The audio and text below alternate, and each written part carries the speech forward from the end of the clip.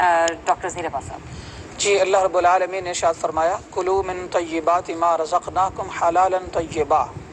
کہ کھاؤ وہ اللہ تعالیٰ نے جو تمہیں رزق دیا ہے اس میں سے جو تمہارے لیے حلال ہے اور پاکیزہ ہے۔ پاکیزہ چیزوں کا اور صفائی ستھرائی کا تو ہم بہت زیادہ خیال کرتے ہیں، مگر دیکھنا یہ ہے کہ جو ستھری چیز ہمارے سامنے پڑی ہے کیا وہ ہمارے لیے حلال بھی ہے یا نہیں۔ تو اس کو میں ریلیٹ کروں گا آج کے ٹاپک سے جو امانت کی بات ہے۔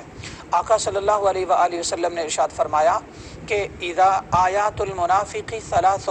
منافق کی 3 نشانیاں ہیں، ان میں سے ایک یہ ہے اذا اؤتمن خانہ، کہ جب اسے امانت دی جائے تو اس میں خیانت کرتا ہے۔ تو میں اگر آج رمضان المبارک کے اندر بھی لوگوں کا اللہ سے نہ ڈرنا اور منافع خوری جو ہے وہ ناجائز منافع خوری کرنا، اور ایک چیز کی قیمت اگر 50 روپے ہے تو اسے 150 میں بیچنا، تو اس کا یہ مطلب ہے کہ اس طرح کے لوگ اوورآل جو ہے اجتماعی طور پر منافقت کا شکار ہیں۔ آقا صلی اللہ علیہ وآلہ وسلم نے فرمایا تمہارے ہاتھ، تمہاری زبان، تمہاری آنکھ، تمہارا جسم اور تمہاری سوچ بھی اللہ تعالیٰ کی بارگاہ میں امانت ہے، اللہ کی دی ہوئی، اسے مس یوز نہ کرو۔ اور مس یوز کرنے کا مطلب کیا ہے کہ اسے حرام کے اندر استعمال نہ کرو۔ اگر آپ وکیل ہیں تو آپ اپنی زبان اور اپنے ڈگری کا لحاظ کرتے ہوئے اس کو حرام کی طرف مت لے جاؤ۔ اگر آپ پولیس آفیسر ہیں تو آپ لوگوں پر جھوٹے مقدمے مت بناؤ اور لوگوں کو حق اور انصاف دو، اور اگر آپ نے انصاف نہ دیا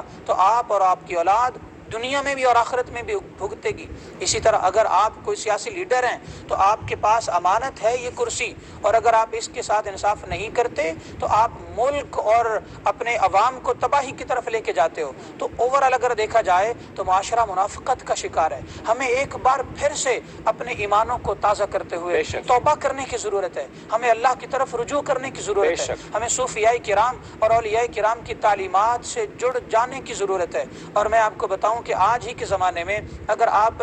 کم از کم 10 لوگوں کی ہسٹریاں دیکھ لیں جو ٹاپ 10 کے لوگ تھے اپنے زمانے میں یا پھر اپنے دور میں، جو ان کا دور اقتدار تھا یا پھر دور یوں کہہ لیں کہ ان کی آفیسری کا دور تھا، یا پھر ان کے پاس طاقت کا دور تھا، یا ان کے پاس دولت کا دور تھا، یا ان کے پاس بڑے بزنس مین ہونے کا دور تھا، تو انہوں نے جس نے بھی ظلم کیا ہے آپ ان کی اولادوں کو دیکھ لیں کہاں کھڑے ہیں، آپ ان کی